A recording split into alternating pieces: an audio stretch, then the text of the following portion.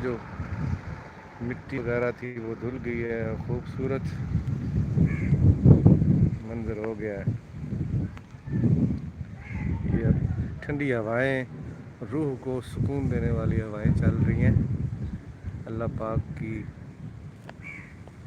करम नवाजी है, मालिक का बारहा मर्तबा शुक्र है कि उस मालिक ने ये रहमत की बारिश अता फरमाई।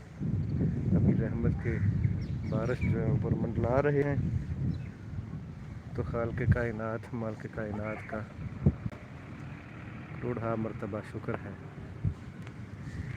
ये भी मैं अपनी छत पे खड़ा हूँ, तो वहाँ से ये कितने खूबसूरत मनाज़र।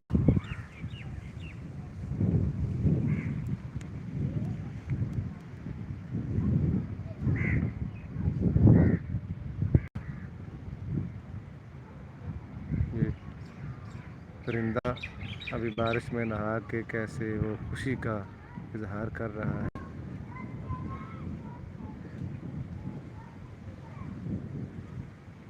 अभी ये दो बुलबुलें हैं, ये भी कितनी खुशी का इजहार कर रही है।